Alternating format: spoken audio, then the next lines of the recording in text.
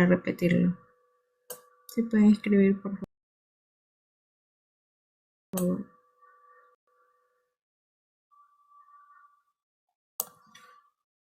¿Podría repetirlo? Ya.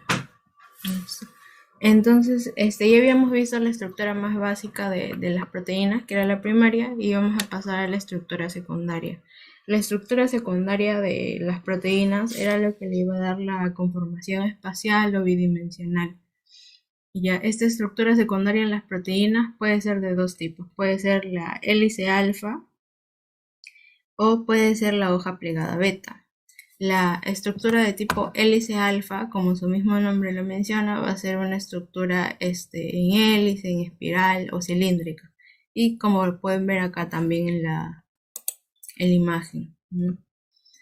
Ahora, ¿cómo es que se llega a formar esta estructura en forma espiral o espiralada? Es porque se va aparte de las uniones peptídicas entre un aminoácido y otro, los aminoácidos pueden formar otro tipo de uniones. En el caso de la estructura de hélice alfa, la otra unión que se formaría entre aminoácidos, no necesariamente consecuentes, es la unión de tipo puentes de hidrógeno. En esta unión de tipo puentes de hidrógeno se va a compartir un protón hidrogenión, ya sea por oxígeno o por nitrógeno. Ya, entonces en esta unión de tipo puentes de hidrógeno se va a dar entre el aminoácido número 1 y el aminoácido número 4 de toda esta cadena polipeptídica de aminoácidos. Ya, como vamos a poder ver en esta imagen, por ejemplo, tenemos acá el aminoácido número 1 que va a formar la unión puente de hidrógeno, que es la que se muestra en líneas punteadas rojas, con el aminoácido número 4. Ahora, eso de forma general. Sin embargo, hay libros, hay bibliografías que nos van a mencionar que esta unión, este enlace puente de hidrógeno, no se forma específicamente en lo que sería cada 4 aminoácidos, sino cada 3.6 residuos de aminoácidos. Y la otra estructura que se forma, la otra conformación que se forma en las estructuras secundarias de las proteínas es la de hoja plegada beta. Esta hoja plegada beta va a tener la forma de un papel plisado, un papel plegado, incluso cuando uno hace un abanico con un papel, adopta esta forma, ¿no? De la misma manera, para que se llegue a formar esta estructura, se va a unir un aminoácido con otro, no necesariamente consecuentes. En el caso de la hoja plegada beta, la unión ocurre cada 7 aminoácidos. Pero esta unión de un aminoácido del aminoácido número 1 con el aminoácido número 7 va a ocurrir en la misma cadena polipeptídica, y algo que va a caracterizar a la hoja plegada beta es que este tipo de unión es bastante resistente a las fuerzas de tracción o las fuerzas de fricción. Ya, ambas estructuras secundarias van a funcionar como bisagras, también se les va a denominar giros, bucles o extensiones en forma de dedo, y van a ser los sitios en donde se forman estos enlaces. En el caso del hélice alfa, cada 4 aminoácidos, en el caso de la hoja plegada beta, cada 7 aminoácidos, van a ser los sitios más flexibles y los sitios de mayor actividad de esa proteína. Ahora, con lo que respecta al siguiente nivel de organización, que vendría a ser la estructura terciaria, este tipo de estructura no lo llegan a alcanzar todas las proteínas en sí. Y se va a formar porque ciertos aminoácidos se van a relacionar entre sí. Este tipo de estructura terciaria va a ser más una estructura tridimensional que va a estar formada por enlaces no covalentes que se forman entre las estructuras secundarias. Y este tipo de estructura va a determinar con qué sustancias va a interaccionar la proteína, y en el caso de las enzimas, cuál va a ser la actividad enzimática de la enzima, ¿no? la estructura terciaria, al igual que la secundaria, se va a dividir en dos. También puede ser de tipo fibrosa o puede ser de tipo globular. Ahora, las que son de tipo fibrosas van a ser estructuras alargadas, como se pueden ver aquí en la imagen de abajo, estructuras alargadas. Y generalmente este tipo de estructura terciaria fibrosa se va a formar en los que vendrían a ser las cadenas de tipo hélice alfa de la estructura secundaria que vimos anteriormente. Entonces, las que tienen forma de hélice alfa, cuando pasan a formar su estructura terciaria, formarían lo que vendrían a ser proteínas fibrosas.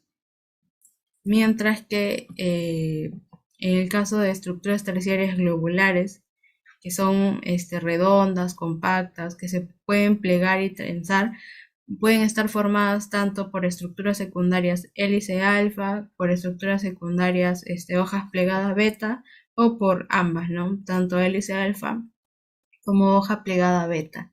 Y como se puede ver aquí, y como el mismo nombre lo menciona, ¿no? Van a ser estructuras más globulares. Mientras que las fibrosas pues son como hilitos. Las estructuras globulares, en el interior de la célula, se van a caracterizar porque el interior de la célula que hablo de la proteína, va a estar formada por aminoácidos que van a ser hidrófobos, es decir, aminoácidos que repelen el agua.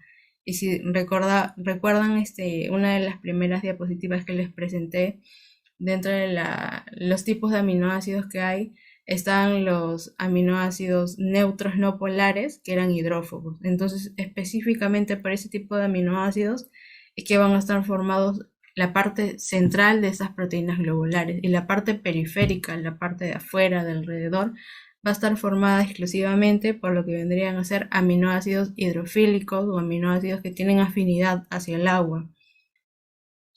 Y esto específicamente para que adapten esta forma globular, ¿no?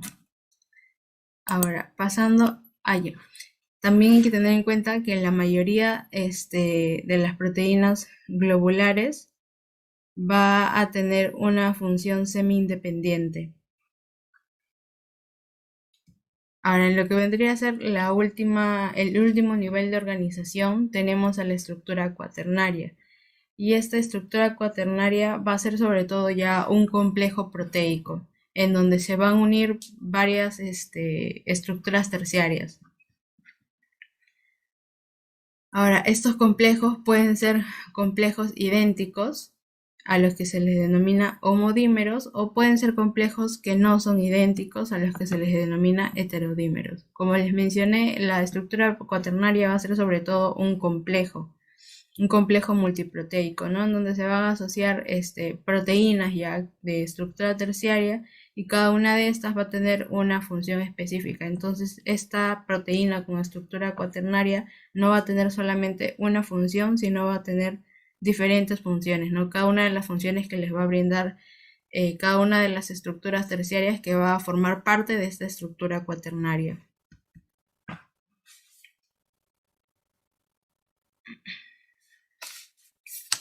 Ahora, hay que tener en cuenta que en la unidad básica que les mencioné, que eran los aminoácidos y que formaban las cadenas polipeptídicas, es decir, las estructuras primarias, el único tipo de enlace que se encuentra en esta estructura va a ser el enlace peptídico, la unión peptídica, que es lo que caracteriza a las proteínas, ¿no? Sin embargo, en las estructuras secundarias, terciarias y cuaternarias, van a existir otro tipo de enlaces aparte de los enlaces peptídicos, y estos otros tipos de enlaces van a ser los que les van a dar, en el caso de las estructuras secundarias, ya sea la forma de alfa hélice o la de hoja plegada beta. En el caso de las estructuras terciarias, estos otros enlaces les van a permitir dar la forma ya sea de proteínas fibrosas o proteínas globulares. Ya, ahora estos otros tipos de enlaces, otros tipos de uniones que se pueden dar en las proteínas, como se menciona acá, van a determinar la estructura de la proteína, pero solo de lo que vendría a ser las estructuras secundarias, terciarias o cuaternarias, ya que en las primarias está el enlace peptídico, que es el más simple. No, ahora, estos tipos de uniones pueden ser uniones de tipo no covalentes, que son uniones débiles, o pueden ser uniones de tipo covalentes. Empezando por la más sencilla, las uniones de tipo covalentes son uniones más resistentes. Y un ejemplo de estas uniones van a ser los puentes disulfuro que se forman en el aminoácido, en las cadenas polipeptídicas que contienen 2 o más aminoácidos de cisteína, por el sulfuro que poseía el aminoácido cisteína. Mientras que las uniones no covalentes son uniones débiles, Y dentro de estas uniones no covalentes tenemos 4 tipos principales. No pueden ser, por ejemplo, uniones por puentes de hidrógeno, pueden ser uniones iónicas, pueden ser uniones de tipo interacciones hidrofóbicas o las interacciones de Van der Waals.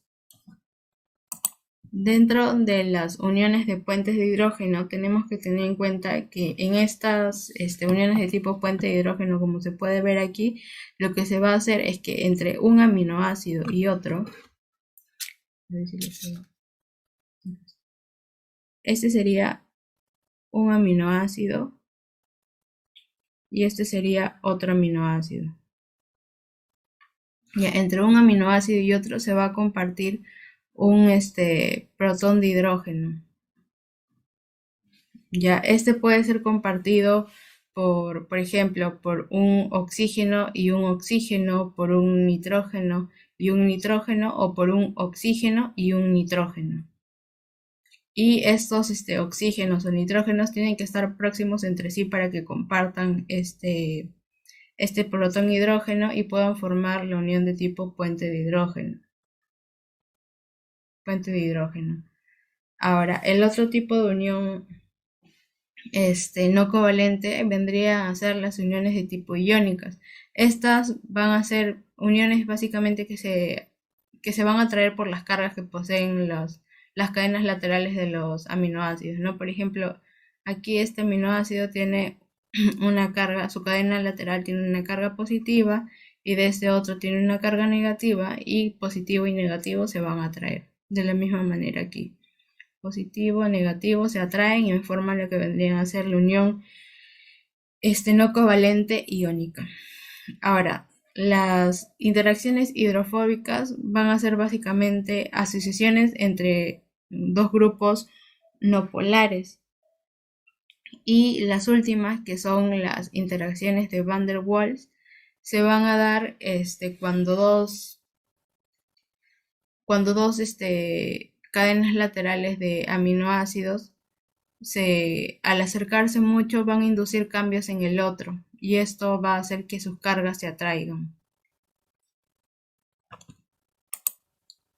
Y para finalizar con el tema de proteínas, quería hablarle de las chaperonas. Las chaperonas van a ser proteínas que van a cumplir una función especial. Esta función de estas proteínas denominadas chaperonas va a ser el ayudar a las proteínas que se han desplegado, es decir, por ejemplo, proteínas que ya habían adaptado su estructura terciaria, se desplegaron y ahora tienen solamente la estructura primaria, o estructuras que se han plegado mal, ¿no? Que no han adaptado bien su estructura terciaria, su estructura cuaternaria, a que alcancen su conformación para las que fueron diseñadas, por decirlo así, ¿no? Entonces acá lo que vamos a ver es que en las proteínas en general van a sintetizarse porque se codifica el ARN mensajero, ¿no? Entonces, cuando el ARN mensajero, que es parte del genoma,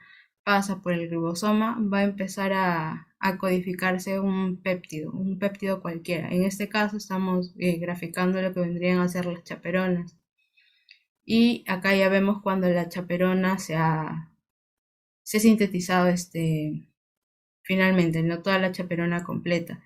Ahora, como les mencioné, esta chaperona es una proteína que reconoce a proteínas que están alteradas, es decir, proteínas que no se han plegado correctamente, se han desplegado, y al reconocerlas las va a llevar a otra proteína.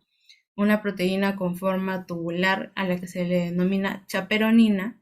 Esta proteína de forma tubular en su interior va a contener algunos sitios a los que se les denomina cámaras que sirven para que para que esta proteína mal plegada sea llevada al interior de la chaperonina y en este interior pueda corregir su defecto de mal plegamiento. Y finalmente va a salir esta proteína mal plegada como una proteína correctamente plegada. Y con esto sería todo sobre la parte de proteínas. No sé si algo no les quedó claro y quieren que lo repita. ¿O tienen alguna pregunta hasta ahora de lo que vendría a ser proteína? Pueden escribirlo, pueden encender su micro.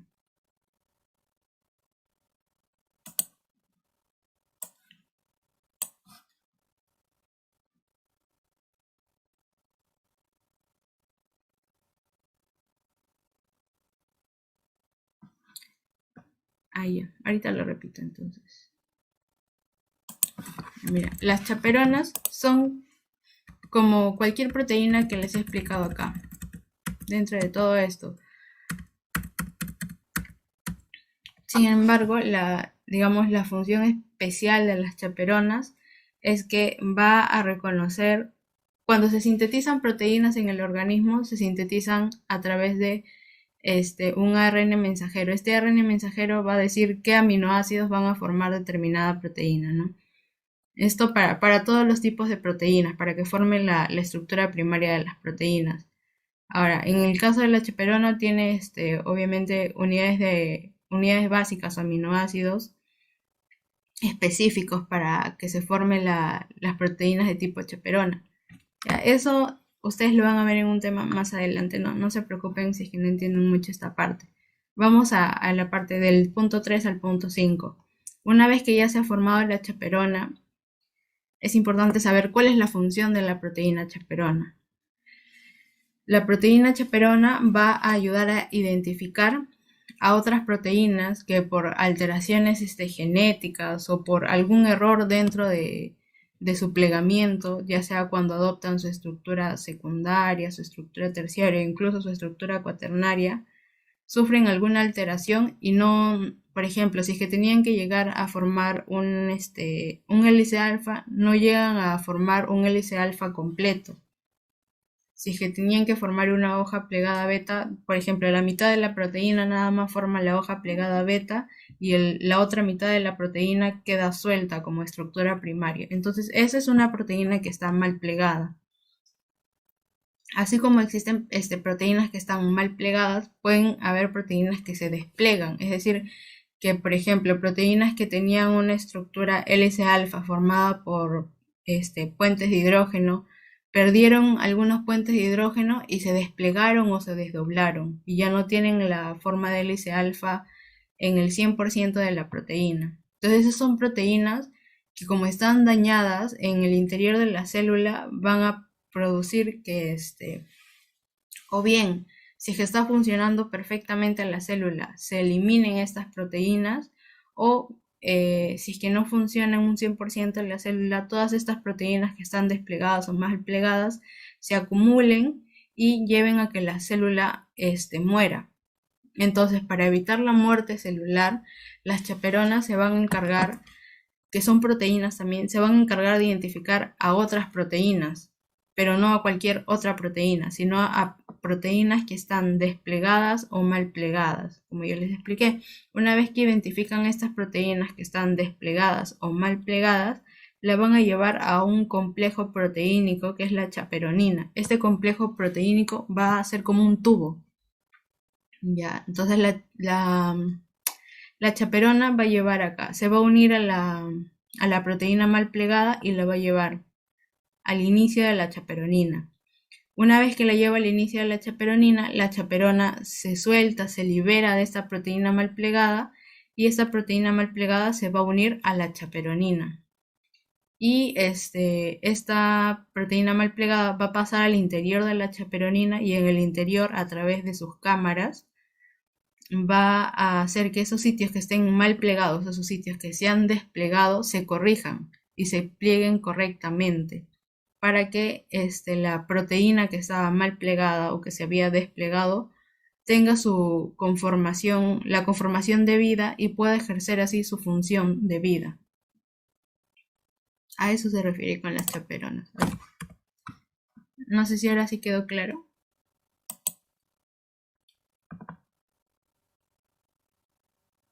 O sea, que ellas hacen corregir algún error. Ujú. Corrigen a las proteínas que están dañadas, mal plegadas, desplegadas.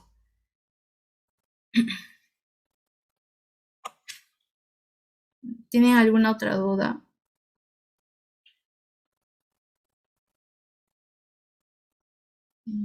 Gracias por preguntar. ¿Tienen alguna otra pregunta?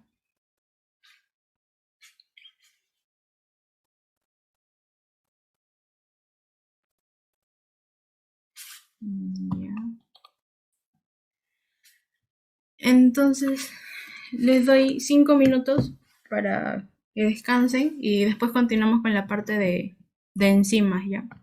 Y ya con ese último tema estaríamos terminando a las 10:14. Retornan o si gustan pueden esperar acá mismo y voy a ir compartiendo mi otra diapositiva.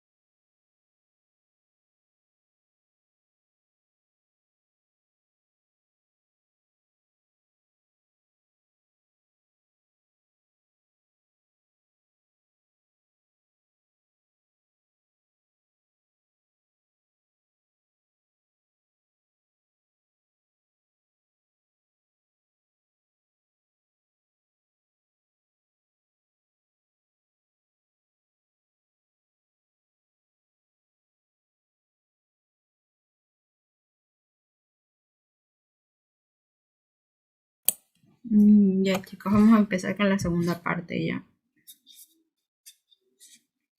Como les había mencionado al inicio de la clase, íbamos a tocar dos temas y la segunda parte de este tema era la sección de enzimas.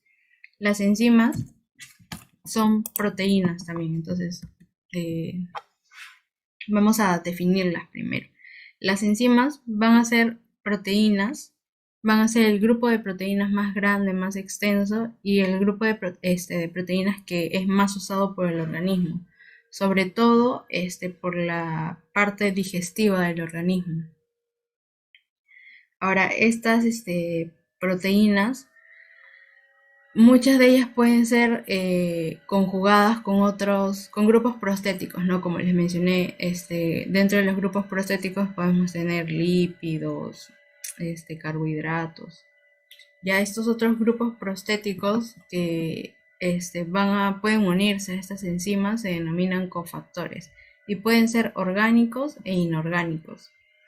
Ahora, ¿de qué se encargan estas enzimas? ¿Cuál es la función de las enzimas? Las enzimas se van a encargar principalmente de catalizar, es decir, de degradar sustancias.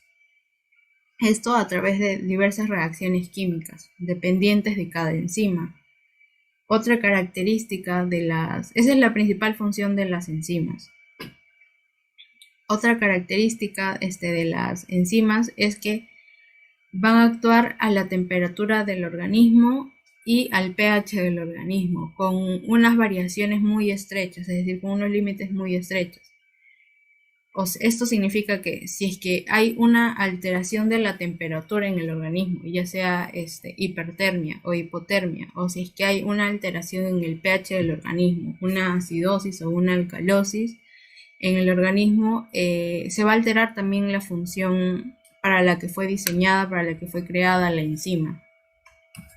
Ahora, al catalizar o degradar sustancias, lo hace de una forma más acelerada, ¿no? Para esto sirven las enzimas. Su catálisis no ocurre de la forma tradicional, por decirlo así, no ocurre de una forma muy lenta, sino que sirve para degradar sustancias de forma rápida. Y al degradar estas sustancias de forma rápida, las enzimas no van a sufrir ningún tipo de alteración, no se van a modificar, a pesar de que forman parte de esta reacción catalítica. ¿Y esto qué características les da a las enzimas? Es que las enzimas, a pesar de que van a catalizar reacciones, como no se modifican, pueden ser utilizadas una y otra vez y otra vez y otra vez. Ahora, las enzimas van a ser moléculas que van a recibir hidrógeno que lo extraen desde el sustrato. Ya en otra diapo les voy a explicar a qué se refiere con sustrato y en qué actúa con la enzima, ¿no? Ahora, las propiedades de las enzimas van a ser que, como van a acelerar reacciones químicas, se van a requerir en cantidades muy pequeñas. Como les mencioné, no se van a modificar, es decir, no se van a alterar y no van a tener efecto sobre la termodinámica del organismo. Pero hay que tener en cuenta lo que ya les mencioné, ¿no? Que la enzima no tiene efecto sobre la temperatura del cuerpo, pero la temperatura del cuerpo y el pH sí van a tener efecto sobre la actividad de la enzima, si es que estas se alteran, ¿no?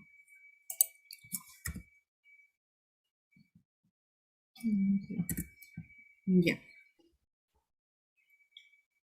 Ahora, las proteínas, como les mencioné, van a ser las proteínas. Las enzimas van a ser proteínas o también glicoproteínas, que van a poseer uno o más sitios activos. ¿A qué se refiere con esto de sitios activos? Estos sitios activos van a ser...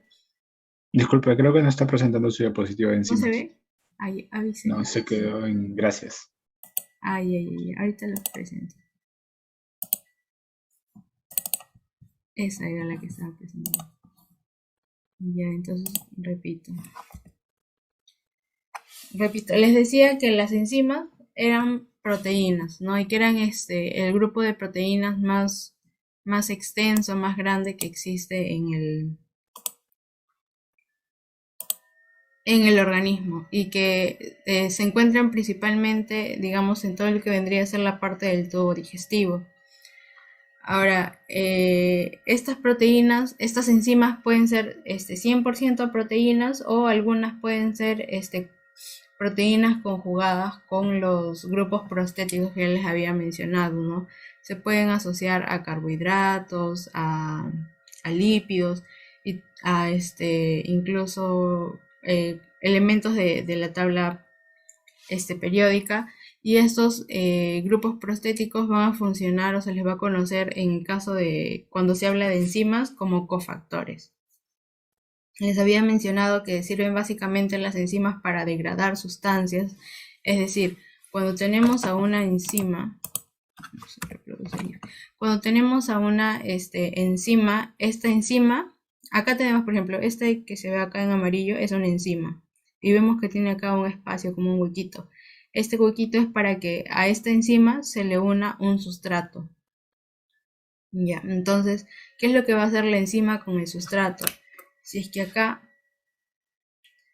tenemos el enzima y acá se va a unir el sustrato, la enzima va a hacer que este sustrato se divida, se catalice, se rompa, depende de las cantidades, ¿no? Puede ser en 2, en 3, en muchas. Ya estas partes a las que divide a las que se divide el sustrato se les va a conocer como producto. Ya en el gráfico de la siguiente diapositiva lo van a entender mejor. Y como les había mencionado, también va a este tipo de catálisis, de degradación de sustancias, va a ocurrir de forma rápida y sin que se modifique la enzima durante todo este proceso. Por eso que les mencionaba que la enzima se puede utilizar un montón de veces sin que se modifique, sin que sufra algún tipo de alteración. Ahora, dentro de las propiedades es que para realizar una catálisis o una degradación de sustancias se van a requerir pequeñas cantidades de enzima, que durante el proceso la enzima no se va a alterar y que no va a tener efectos sobre la termodinámica. No es lo que les había mencionado, que las enzimas van a actuar a temperatura corporal normal y a un pH normal, con unos límites pequeños. Sin embargo, cuando la temperatura y cuando el pH se alteran, en caso de la temperatura, si es que hay fiebre o si es que hay hipertermia, o hacia arriba, ¿no? Y hacia abajo, si es que hay hipotermia, si es que se altera la temperatura, se puede alterar también la acción, la función de las enzimas, igual con el pH. Si es que se produce acidosis o se produce alcalosis por un exceso o un déficit de iones hidrógeno, también se puede alterar la acción de las enzimas. Ahora sí, las enzimas pueden ser 100% proteínas nada más o pueden requerir de grupos prostéticos, por eso que se les denomina glicoproteínas. Es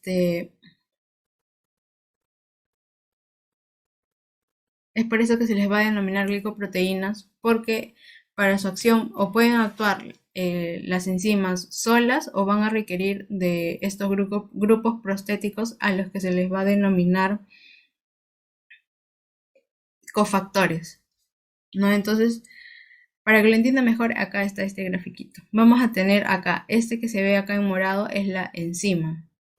Este espacio, así como un huequito que se ve acá, es el sitio activo. El sitio activo es el sitio en donde se va a unir el sustrato. Y este es el sustrato. El sustrato es la sustancia que va a dividirse o que se va a romper, que se va a catalizar. Y entonces vamos a tener tres elementos principales: enzima, sustrato y sitio activo.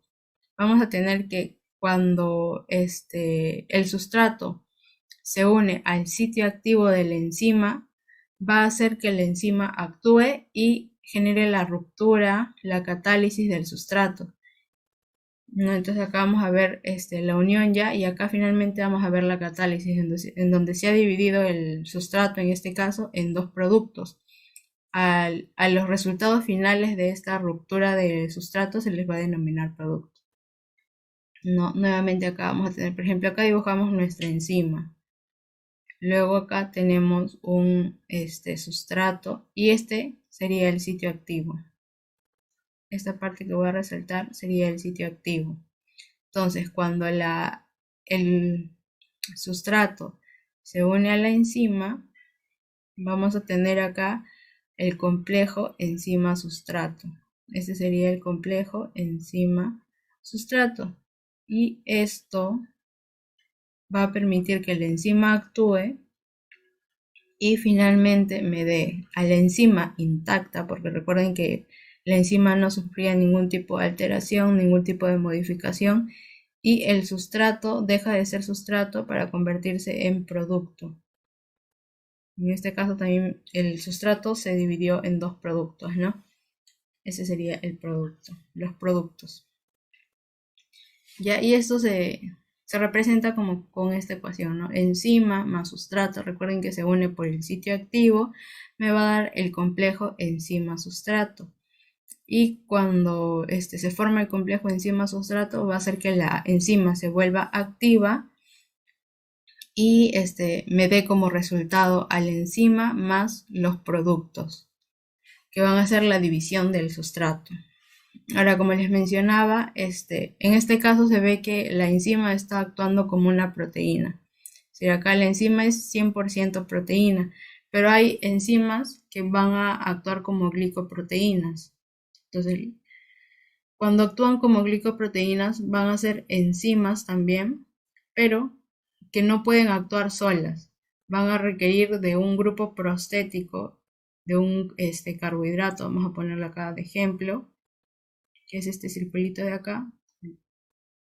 Ya van a requerir de un carbohidrato que se va a unir a la enzima, y una vez que este carbohidrato se une a la enzima, recién la enzima se vuelve activa.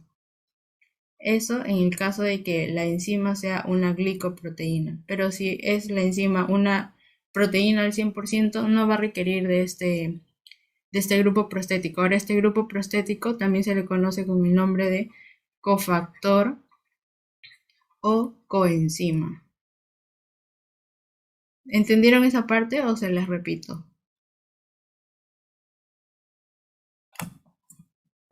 Otra vez. ¿Puedes repetir, por favor?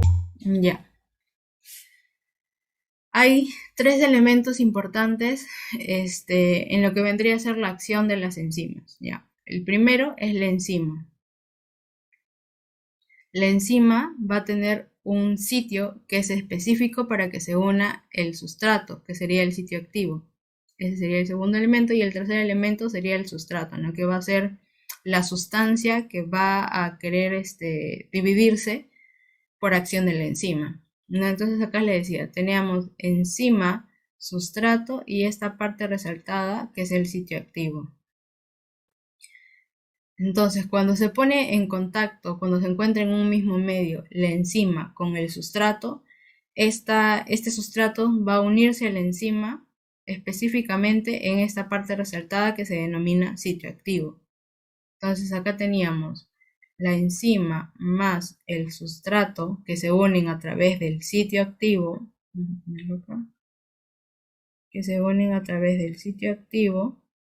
me van a formar el complejo enzima-sustrato, que va a ser uno solo, que va a estar unido a través del sitio activo. Acá ya está todo unido.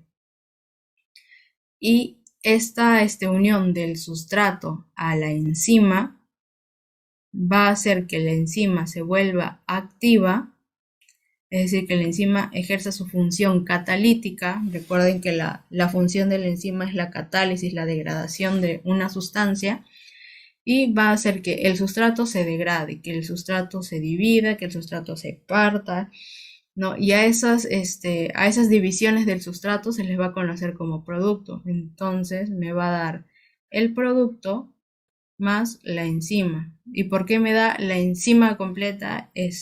Porque les había mencionado que una de las características de la enzima es que se puede utilizar una y otra vez, porque durante todo este proceso que se ve aquí, la enzima no va a sufrir ningún tipo de alteración. Es decir, la enzima solamente va a llegar, va a generar la catálisis del sustrato y va a retirarse intacta. Lo único que se va a alterar va a ser el sustrato, que finalmente me va a dar los productos, ¿no? Que pueden ser 2, 3, 4, un montón de productos. Ahora, en la parte de acá, que les mencionaba que las enzimas pueden ser 100% proteínas. Acá vamos a poner. Las enzimas pueden ser 100% proteínas. Cuando son 100% proteínas van a actuar así como les he explicado en este gráfico. O pueden ser glicoproteínas. Cuando son glicoproteínas, recuerden que en la parte de proteínas les expliqué, las glicoproteínas van a ser la unión de una proteína con un grupo prostético.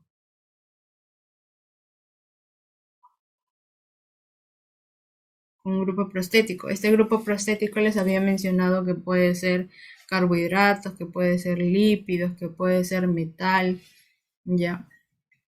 Ahora, en el caso de las glicoproteínas, ahora, a este grupo prostético, a ver, las glicoproteínas van a hacer esto que se ve acá. Van a ser la proteína, que es la enzima, pero para que pueda actuar, van a requerir del grupo prostético, que acá lo he graficado como un circulito. Ya, sin este grupo prostético, este tipo de enzimas que son glicoproteínas no van a poder ejercer esta función catalítica. Si lo queremos graficar, sería más o menos algo así, ¿no? Tenemos acá a la enzima, tenemos acá al sustrato, enzima. Pero como digamos, es una enzima de tipo glicoproteína, a pesar de que el sustrato se quiera unir a la enzima no va a ejercer ningún tipo de acción catalítica frente a este sustrato. ¿Por qué? Porque este tipo de enzima en específico va a requerir de un grupo prostético. Les había mencionado que el grupo prostético también se denomina cofactor o coenzima cuando actúa frente a una enzima, ¿no? Entonces, acá tenemos al cofactor. Una vez que el cofactor se une a la enzima y queda así. Enzima unida al cofactor, que se une en un sitio distinto al sitio activo, porque el sitio activo es solamente para el sustrato, recuerden. Entonces tenemos enzima y cofactor. Entonces, una vez que ya tenemos, digamos, este mini complejo, recién aquí el sustrato se va a poder unir a la enzima y acá recién se va a poder formar el complejo enzima-sustrato. ¿Por qué? Porque la enzima ha requerido de un cofactor, ¿ya? Y una vez que ya este cofactor ha vuelto funcional, ha vuelto activa esta enzima, se va a poder dar la enzima, como resultado la enzima más los productos del sustrato. A ver si se entendió esta parte.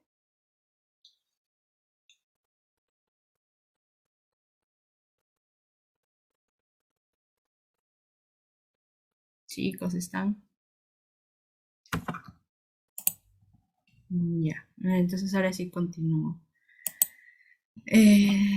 Ya, ahora dentro de este gráfico que se puede ver aquí, si ven enzima, sustrato, flecha para la derecha y flecha para la izquierda. ¿Qué significa esto? Significa que este tipo de reacción puede ser reversible, ¿no? Así como pasa de enzima más sustrato, finalmente me da enzima más producto, de enzima más producto puedo obtener nuevamente enzima más sustrato.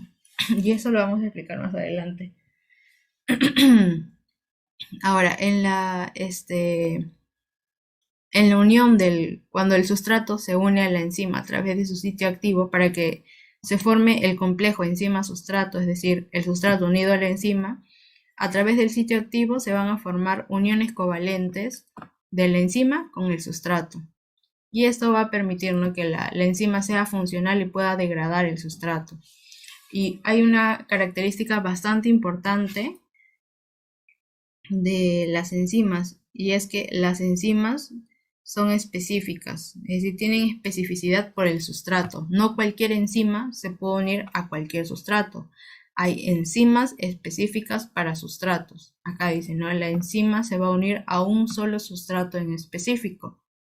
Y esto generalmente, no siempre, generalmente está determinado por la forma, ¿no? Como vemos acá, la forma que tiene el sitio activo para unión del sustrato a la enzima es la misma forma que tiene el sustrato. Es como si encajase, como si fuese un rompecabezas, y esa es la última pieza que encaja perfectamente, algo así es esto. Sin embargo, no ocurre en el 100% de los casos, porque ya les voy a explicar más adelante. Existen dos modelos, ¿no? Para lo que vendría a ser la especificidad de las enzimas.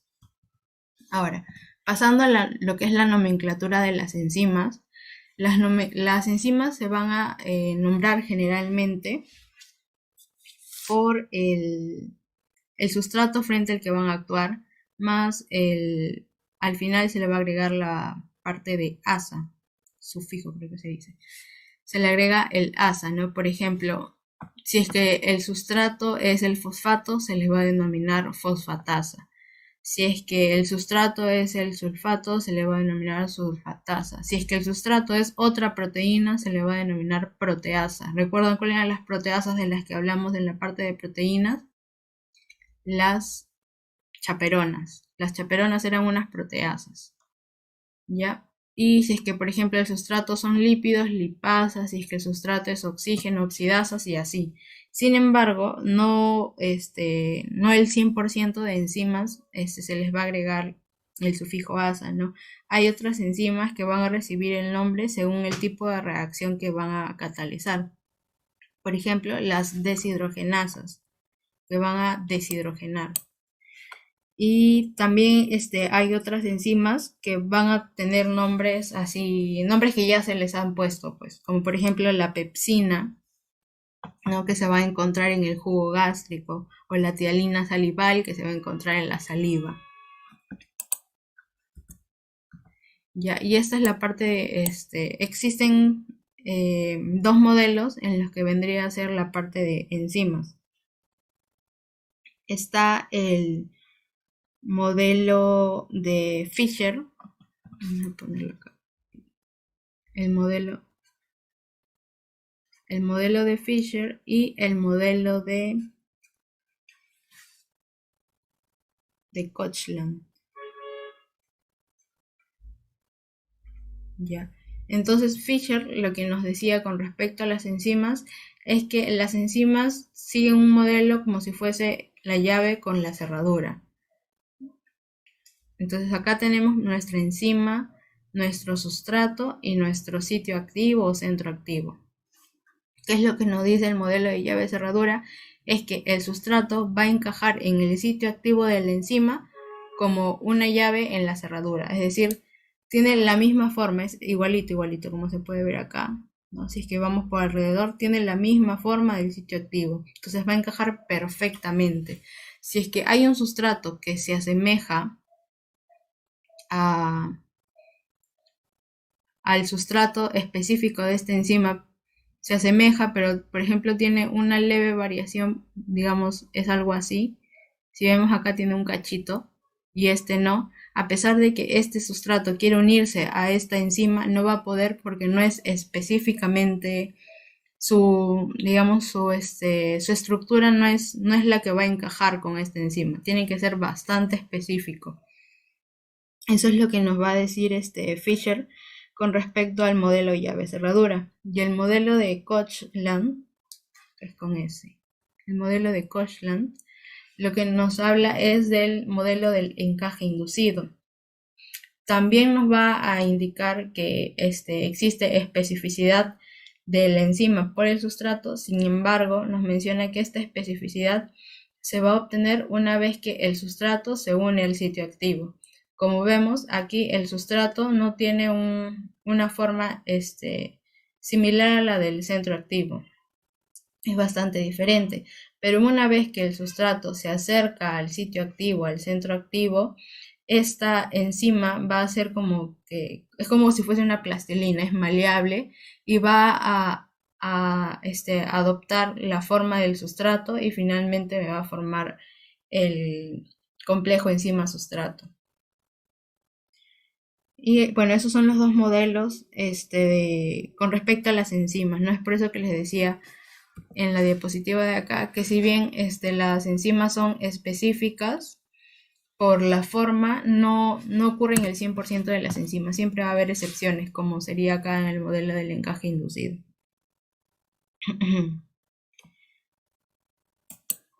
Ahora, antes de pasar a esto, hay unos términos que quiero que aprendan. Está el término de, vamos a tomar como ejemplo esta enzima ya. A esta enzima, total, se le va a conocer como holoenzima también. Esta es la enzima que es 100% proteína, porque si se fijan no tiene ningún cofactor, ningún grupo prostético, ninguna coenzima que se una para que esta enzima actúe.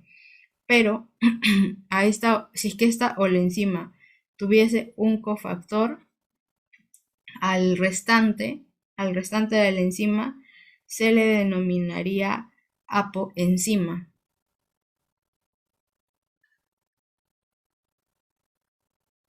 Y bueno, este circulito llegaría a ser el cofactor. Y todo esto me daría nuevamente la holoenzima. Les repito por si los he mareado. Cuando la enzima es 100% proteína, como se ve acá, cuando la enzima es 100% proteína, se le denomina holoenzima. Ya, esta es una enzima que no necesita de nada más. Esta es una holoenzima. Ahora, si es que la enzima requiere de un cofactor, este es el cofactor, el circulito, al resto de la enzima se le va a denominar apoenzima. Y cuando el cofactor se une a la apoenzima, me va a formar lo que vendría a ser la holoenzima.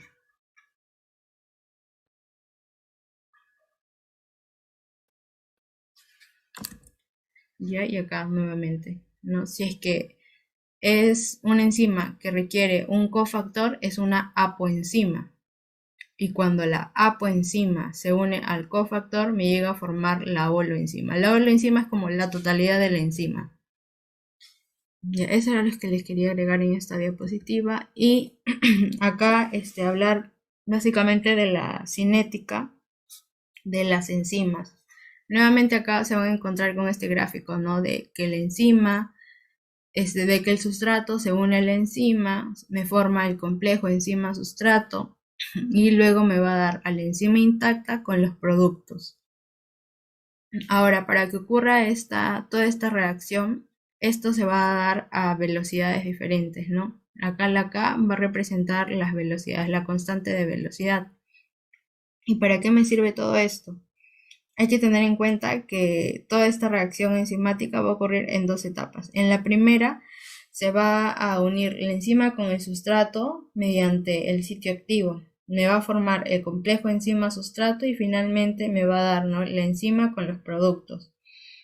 Ahora, en cada una de estas etapas, como se puede ver, en esta primera etapa y en esta segunda etapa van a actuar velocidades diferentes. Y estas velocidades van a ser dependientes, es decir, van a depender de la concentración del sustrato.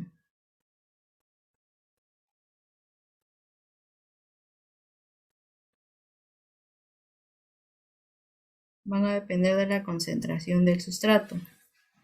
Y eso se va a poder graficar mediante la gráfica de acá, ¿no? Por ejemplo, si es que tenemos una concentración de sustrato baja, la velocidad a la que se va a producir la reacción enzimática va a ser una velocidad relativamente alta, ¿no? Entonces, a menor concentración vamos a tener que la velocidad de reacción de la enzima va a ser mayor. Pero mientras esta concentración de sustrato va aumentando, la velocidad de la acción de la enzima va a tener un límite.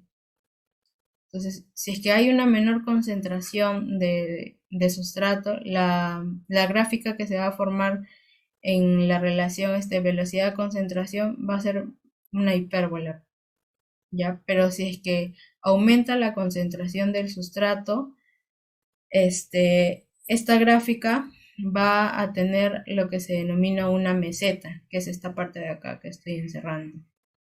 Esta es la denominada meseta. ¿Y por qué se va a dar esta meseta? Porque hay que tener en cuenta que así aumente la concentración del sustrato, la cantidad de enzima va a ser una misma. Por ejemplo, tenemos, vamos a poner acá, 100 de sustrato, pero la cantidad de enzima específica para ese sustrato en nuestro organismo es 80. Así aumente esta cantidad de sustrato a 200, la cantidad de enzima en el organismo para ese sustrato va a seguir siendo 80. Entonces, con 80 de sustrato nada más, ya se va a saturar la actividad de la enzima.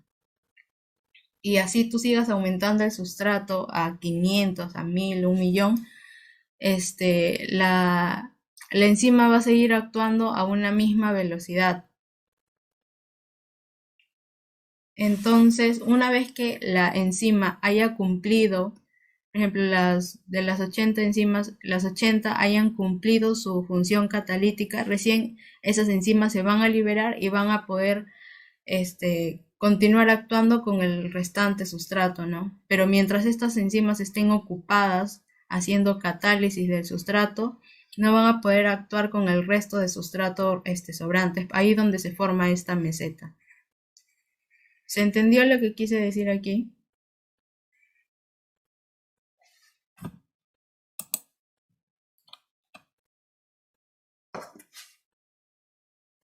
¿Cómo permanecería igual? ¿Entendí?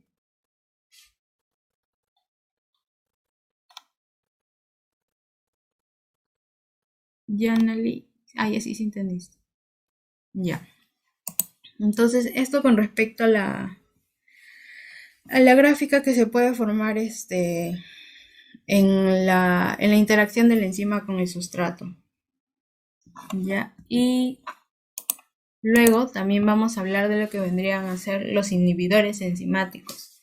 Como ya les mencioné, las enzimas van a degradar los sustratos. Pero ¿qué sucede cuando una enzima actúa en exceso? Es decir, empieza a degradar mucho sustrato, más del necesario.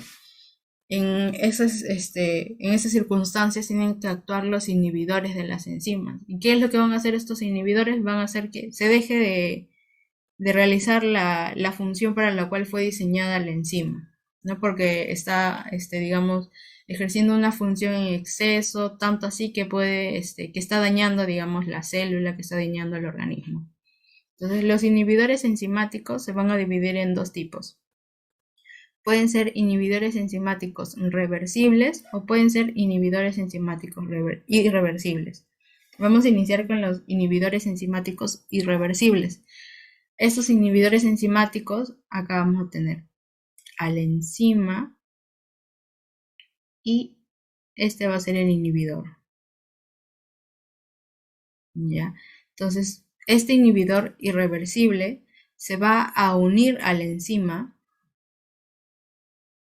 Ya acá vamos a ver al inhibidor que se une a la enzima y al unirse este inhibidor a la enzima, para que sea denominado irreversible, debe de cumplir con estas características, con una de estas dos características. La unión del inhibidor a la enzima o bien genera la desnaturalización de la enzima, es decir, va a permanecer unida a la enzima de manera permanente, de forma tal que la enzima ya nunca más va a poder volver a ejercer su función catalítica, porque va a desnaturalizar la enzima, o puede formar, o la unión del inhibidor a la enzima va a formar una unión covalente entre la enzima, pero frente a otra molécula. Es decir, ya no va a ser específica la enzima cuando se une al inhibidor, ya no va a ser específica para el sustrato para el que fue diseñado, sino va a ser específica para otra molécula que se va a encontrar en menor cantidad en el organismo. y de esta manera ya va a alterar la función de la enzima, ¿no? Y esto de forma permanente, es por eso que se denomina irreversible. En cambio, los inhibidores reversibles pueden ser de dos tipos, incluso algunos mencionan un tercer tipo, ¿no? Pueden ser inhibidores reversibles competitivos, inhibidores reversibles no competitivos y los acompetitivos.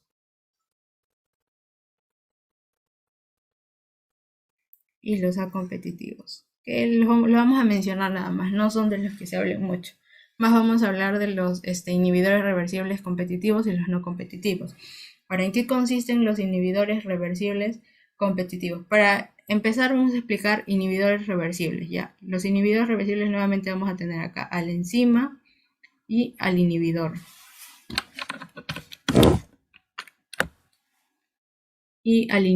Este es el inhibidor. Vamos a ponerle así. Ya cuando este inhibidor se une a la enzima,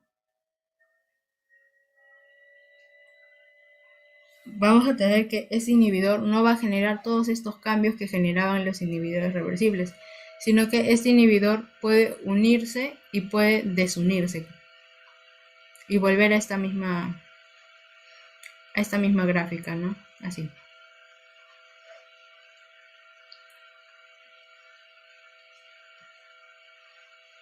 Ahora, como les mencionaba, dentro de los inhibidores reversibles están los inhibidores reversibles competitivos. ¿En qué consisten estos inhibidores reversibles competitivos? Estos inhibidores reversibles competitivos van a competir con el sustrato. ¿Y cómo van a competir con el sustrato? Es porque estos inhibidores competitivos van a tener la misma forma del sustrato. Recordaban que el sustrato encajaba en el sitio activo de la enzima porque tenía la misma forma, era como explicarles el modelo llave cerradura, tenía la misma forma, ¿no? En el caso de los inhibidores competitivos, el inhibidor competitivo va a tener la misma forma que el sustrato, entonces va a confundir a la enzima y se va a unir, en vez de unirse al sustrato, la enzima se une al inhibidor competitivo. ¿Ya? Y el otro, que es el inhibidor reversible no competitivo, va a ser un inhibidor que no va a tener una forma semejante a la del sustrato, va a poder tener cualquier otra forma, pero al unirse a un sitio de la enzima distinto al sitio activo de la enzima, va a generar un cambio en la conformación de la enzima, en el sitio activo de la enzima. Genera un cambio en la forma del sitio activo de la enzima, y como va a generar este cambio en la forma del sitio activo de la enzima, ya no va a... La enzima ya no va a reconocer al sustrato por su forma y entonces ya no se va a poder unir al sustrato y ya no va a poder cumplir su función catalítica, ¿no? ¿Se entendió esa parte?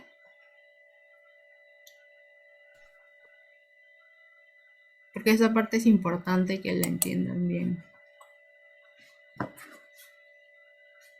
¿Se entendió? La repito.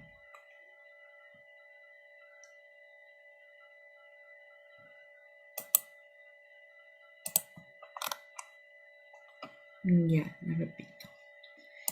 Listo, no hay problema, chicos. Pueden decirme las cosas que no entienden para repetírselas. Ya. Entonces les decía, los inhibidores ¿de qué se van a encargar? De que la enzima no ejerza su función catalítica, es decir, su función de romper sustratos. Ya. Ahora existen dos tipos de inhibidores. Están los inhibidores reversibles, es decir, que si bien es cierto los inhibidores se pueden unir a la enzima, pero esta unión no es permanente. Y tenemos los inhibidores irreversibles, los que si es que se unen a la enzima, sí se unen de forma permanente y ya nunca más se sueltan, se liberan de la enzima, ¿no? Permanecen pegadas siempre a la enzima. Vamos a empezar por los inhibidores irreversibles. Como les decía, acá tenemos a la enzima y a su inhibidor. Cuando el inhibidor se une a la enzima, para que este inhibidor sea considerado irreversible, tiene que causar una de estas dos cosas en la enzima. Una vez que el inhibidor se une a la enzima, va a desnaturalizar la enzima, es decir, va a hacer que esta forma de la enzima, que la forma que obtiene la enzima unida al inhibidor ya no pueda unirse nunca más al sustrato porque altera su forma, al igual que en esta, va a alterar su forma. Pero como el inhibidor ya nunca más se va a soltar de la enzima, nunca más la enzima va a poder ejercer su función.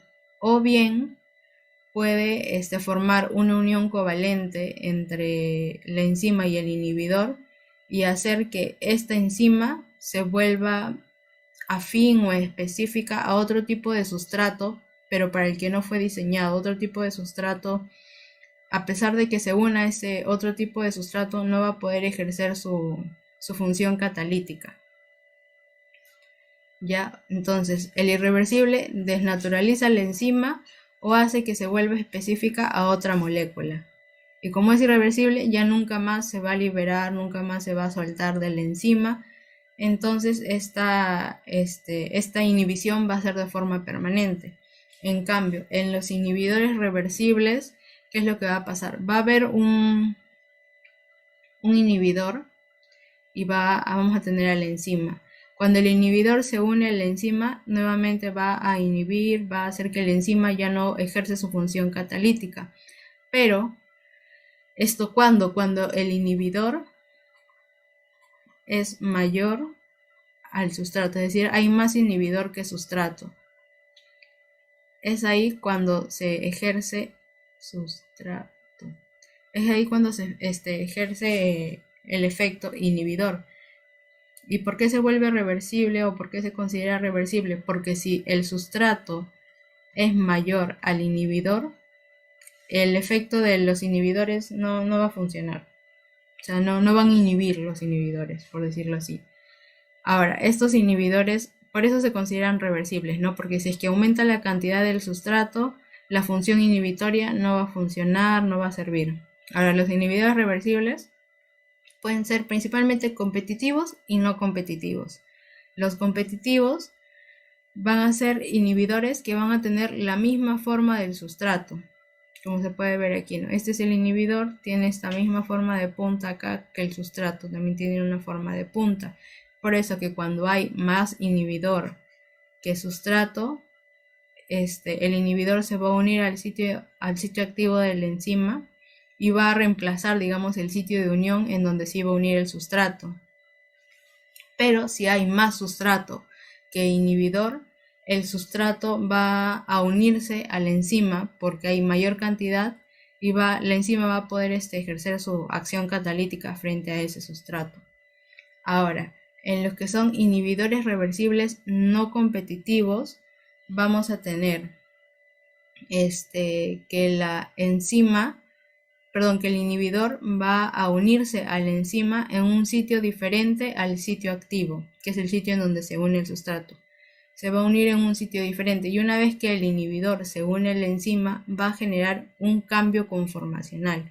Cambio conformacional se denomina al cambio en la estructura de la enzima. Como pueden ver aquí, la enzima tenía en su sitio activo esta forma, ¿no? Como acá una flechita. Pero una vez que el inhibidor no competitivo se unió a la enzima en un sitio diferente al sitio activo, genera un cambio conformacional del sitio activo.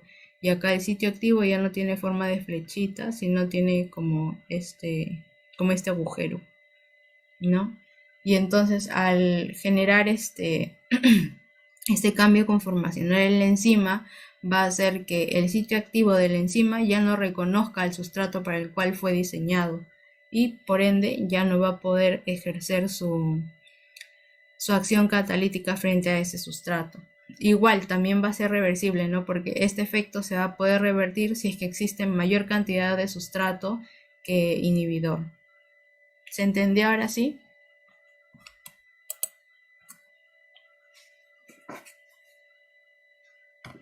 Ya. Y para finalizar es algo que he agregado ahora último sobre la clasificación de las enzimas. Las enzimas se van a clasificar principalmente en existen 6 clases principales, ¿ya? vamos a tener a las enzimas que son de tipo óxido reductasas. Vamos a tener a las enzimas que son transferasas.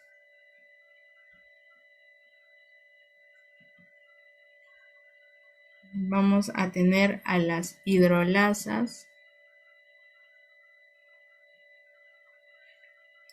a las liasas, a las isomerasas y vamos a tener finalmente a las ligasas. Ya, entonces acá tenemos óxido reductasas, transferasas, hidrolasas, liasas, isomerasas y ligasas. Así brevemente nada más, las óxido-reductasas son enzimas que van a producir la reacción de óxido-reducción. Y tanto estas enzimas, por ejemplo, van a requerir sí o sí del cofactor. Entonces, estas van a ser no holoenzimas sin su cofactor, sino van a ser consideradas apoenzimas y van a requerir del cofactor. Entonces acá vamos a poner que requiere de un cofactor. Ahora, dentro de estas óxido-reductasas tenemos una clasificación también. Se pueden clasificar en deshidrogenasas, en oxidasas, en peroxidasas y en oxigenasas. Y de lo que básicamente se van a encargar estas enzimas óxido-reductasas es de donar un ion hidrógeno y va a ser aceptado. No puede ser aceptado por el producto, puede ser aceptado por la coenzima, y el hidrógeno puede ser donado, por ejemplo, por el sustrato o puede requerir como cofactor al peróxido de hidrógeno para donar el oxígeno. Así, de esa manera van a ejercer su función. Ahora, las transferasas, como su mismo nombre indica, van a encargarse de transferir. Van a ser enzimas que van a transferir un grupo de átomos de un sustrato al que se le va a denominar sustrato donante a otro sustrato que se le va a denominar sustrato aceptor. Ya estas van a transferir átomos. Transfieren átomos. Ya, las hidrolasas van a ser enzimas que van a catalizar, es decir, van a romper enlaces añadiendo agua. Por eso que se denominan hidrolasas. Entonces estas rompen enlaces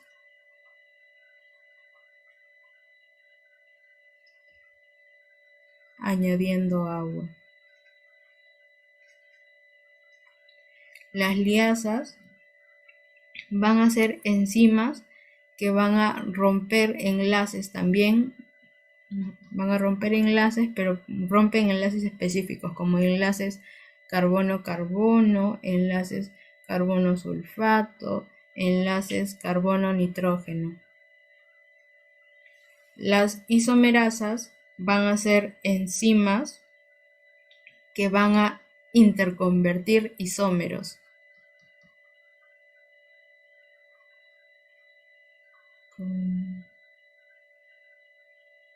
Interconvertir.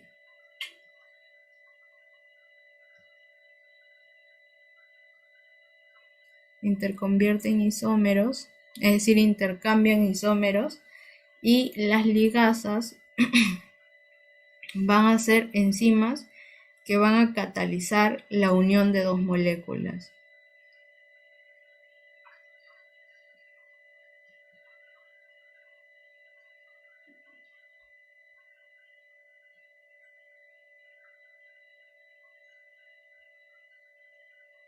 Catalizan la unión de dos moléculas, es decir, las ligasas van a romper dos moléculas que anteriormente se habían unido. Y ya, ahí terminaría la clase de enzimas. No sé si tengan alguna pregunta en general de enzimas para podérseles responder. O de proteínas también, si es que algo no les quedó claro. Pueden hacerme las preguntas.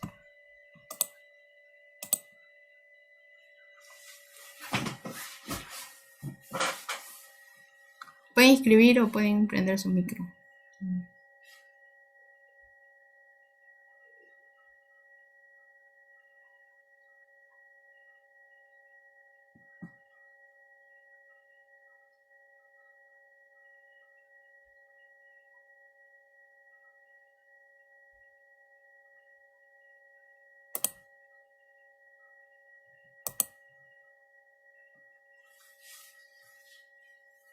¿No tienen ninguna pregunta, chicos?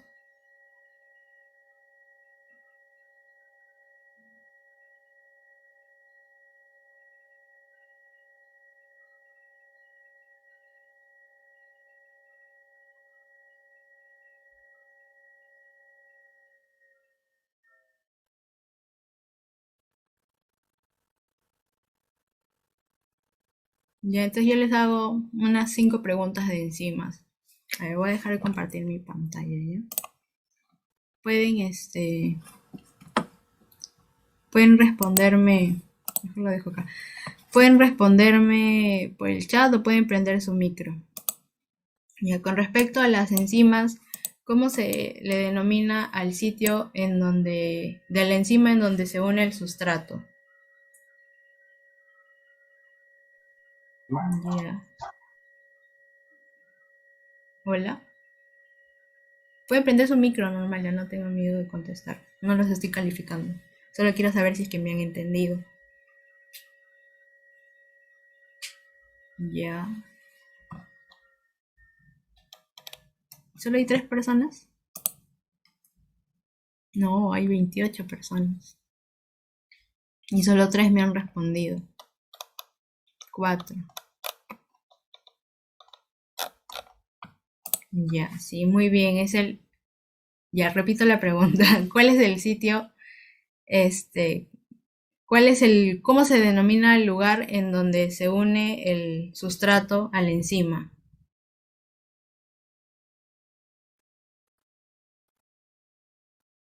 Mijail me preguntó. Quiero que respondas tú.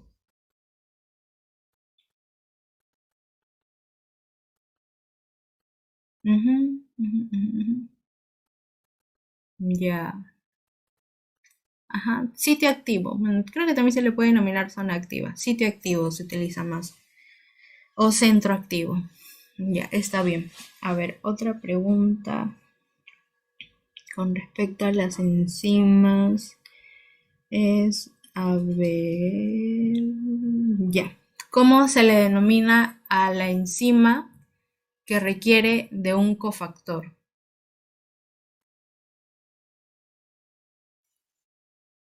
Ya. ¿Alguien más?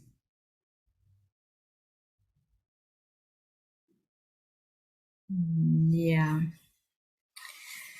A ver, antes de que continúen, me ha llegado una respuesta que dice proenzima. La proenzima es el precursor de una enzima. Ya es el precursor de una enzima. La respuesta era apoenzima. Ya, la proenzima es el precursor de una enzima, también se le denomina a las proenzimas enzimas simógenas. Ya, si gustan lo apuntan, enzimas simógenas o proenzimas, preenzimas. Sí, ya, a ver, otra pregunta. Mm,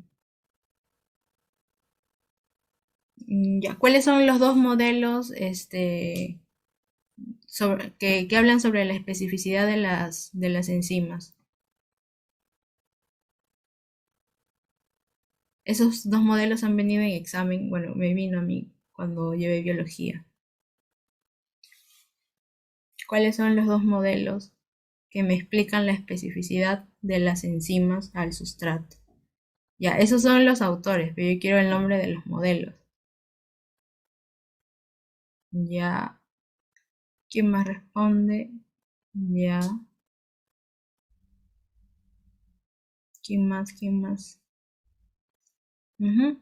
Son dos modelos. El modelo de Fisher, que me había mencionado los autores, que es el modelo llave cerradura, y el de Koshland, que es el modelo del encaje inducido.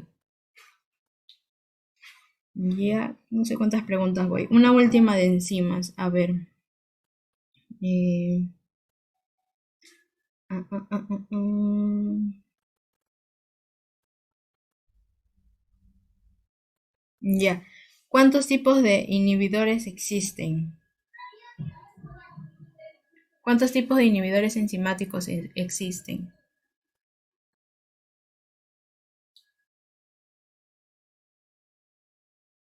Ya, pero menciónenmelos, pues no, menciónenmelos. No, no me digan el número. ¿Cuáles son? ¿Cuáles son? Ya, ya, ya. La mayoría está que me responde reversibles e irreversibles. Ya, está bien. Ahora, ¿cuáles son los tipos de inhibidores reversibles?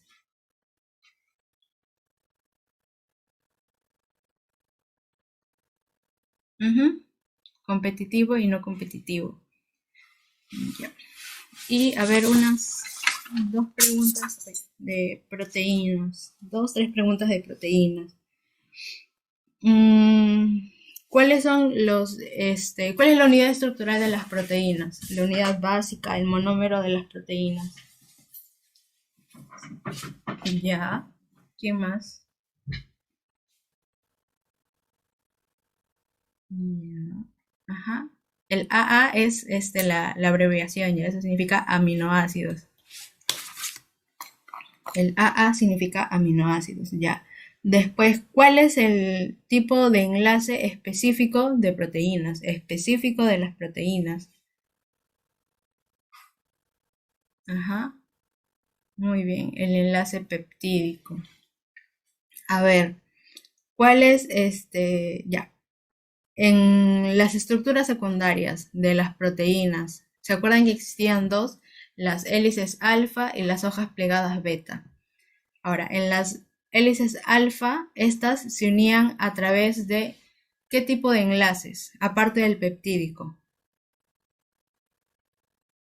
Hélices alfa, estructura secundaria. ¿Qué tipo de enlace permitía, que las hélices alfa tengan esa estructura espiralada? Solo una persona ha respondido eso ahora.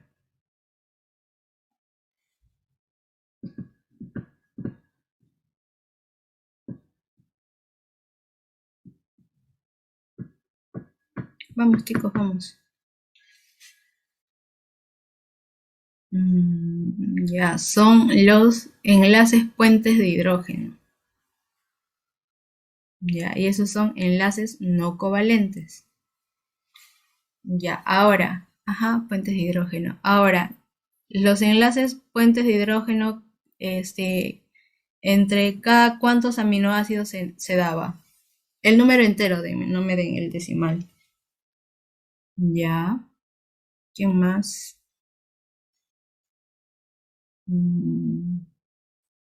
Ya, entre el primer y el cuarto aminoácido. Y si es que es más específico es 3.6, ¿sí? Pero si es que les preguntan, tienen que decir de frente con el cuarto aminoácido, ya no vayan a decir el 1 y 4 porque da a entender como que se da cada un aminoácido y cada cuatro aminoácidos. De frente cada cuatro aminoácidos. Ya eso es para el hélice alfa y para la hoja plegada beta, cada cuántos aminoácidos se va plegando. Ya, ¿qué más?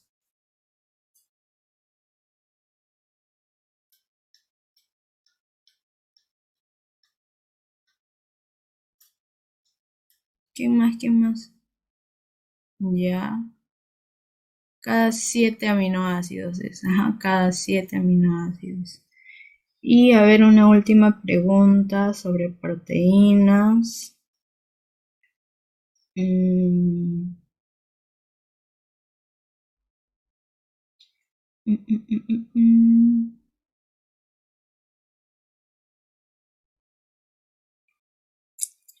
A ver, a ver, a ver, a ver, a ver, a ver, a ver, a ver. Ya, menciónenme cuáles son.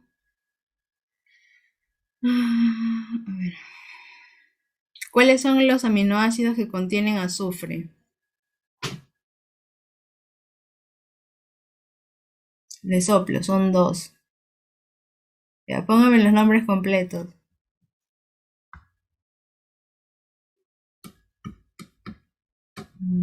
Ya.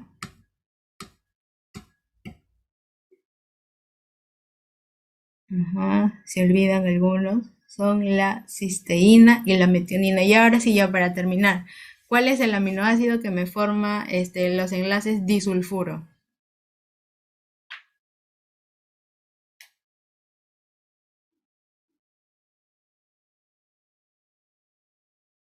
Es uno de los dos que han mencionado. Ajá. Las son cisteínas, ya, no cristeínas. Ajá, cisteínas. Y ya, chicos, no sé si tienen alguna pregunta, sino para finalizar la clase.